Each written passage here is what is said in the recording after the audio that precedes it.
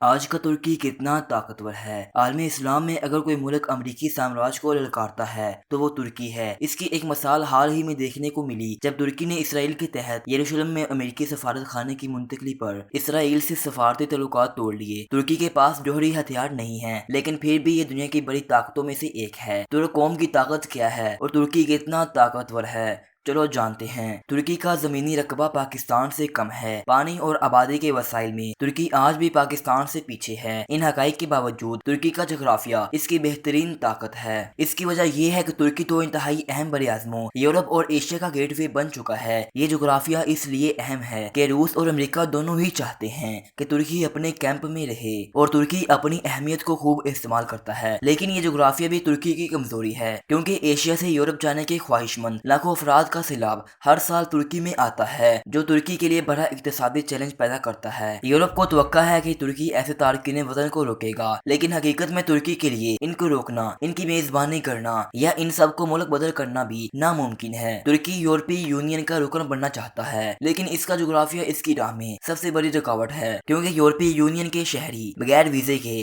پورے یورپ کا سفر کر سکتے ہیں۔ اگر ترکی یورپی یونین کا رکن بن جاتا ہے تو لاکھوں تارکین وطن بھی ترکی کے راستے میں یورپ میں داخل ہو سکیں گے۔ اس لیے ترکی کی زبردست کوششوں کے باوجود یورپی یونین ترکی کو رکنیت دینے سے گریزاں ہے۔ اقتصادی طور پر عالمی بینک کے مطابق ترکی کی جی ڈی پی 863 بلین کے ساتھ دنیا کی 17ویں بڑی معیشت ہے۔ ترکی کی معیشت میں سیاحت کا بڑا حصہ ہے، ہر سال 10 لاکھ سے زیادہ سیاح یہاں آتے ہیں۔ اس کے علاوہ گاڑیاں، الیکٹرونکس اور ٹیکسٹائل کی صنعتوں نے بھی بہت ترقی کی ہے۔ فوجی میدان میں ترکی کی اہمیت اور بھی زیادہ ہے۔ ترکی دنیا کی 8ویں بڑی فوجی طاقت ہے، جبکہ پاکستان 13ویں، انڈیا چوتھی اور چین تیسری بڑی فوجی قوت ہے۔ نیٹو کا رکن ہونے کی وجہ سے کوئی بھی ملک ترکی کے سلامتی کے مفادات کو براہ راست نقصان نہیں پہنچا سکتا۔ ایسا کرنے پر اسے مغربی فوجی اتحاد نیٹو سے بھی لڑنا پڑے گا۔ امریکہ کے بعد ترکی نیٹو کی سب سے بڑی فوجی طاقت ہے، جس کی فوج 40,10,000 ہے۔ امریکی دباؤ کے باوجود ترکی نیٹو کا واحد رکن ہے جو روس سے جدید میزائل ڈیفنس سسٹم خرید رہا ہے۔ ترکی کو اپنے جغرافیہ اور عالمی اسلام میں اہم کردار کی وجہ سے ایک بڑی سیاسی طاقت بھی ملی ہے۔ جب امریکہ نے بیت المقدس کو اسرائیل کا دارالحکومت تسلیم کیا تو ترکی نے اسلامی ممالک کا اجلاس بلایا اور بیت المقدس کو فلسطین کا دارالحکومت قرار دیا۔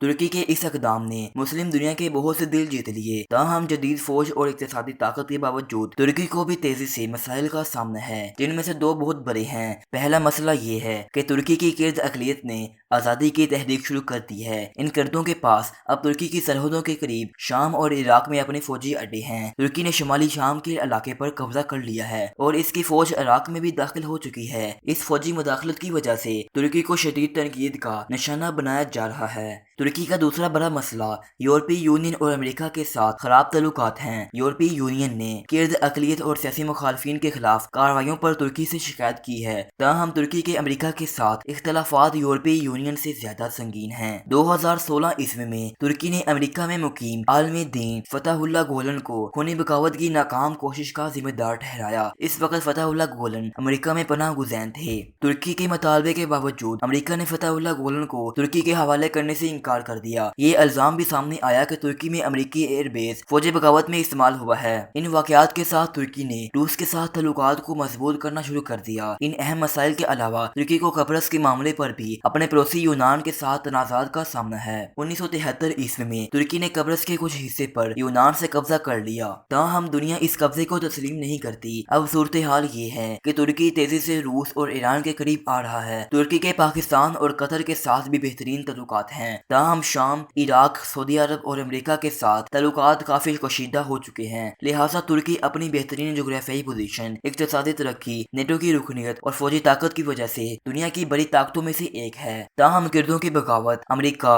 اور یورپ کے درمیان مسلسل کشیدگی، عراق اور شام جیسے پڑوسی ممالک کی بگڑتی ہوئی صورتحال نے ترکی کے لیے بڑے چیلنجز پیدا کر دیے ہیں۔ ناظرین، آپ کو ہماری آج کی یہ ویڈیو کیسی لگی؟ اپنی قیمتی رائے کا اظہار کمنٹ سیکشن میں ضرور کیجیے گا۔ اپنا خیال رکھیے گا۔ اللہ حافظ۔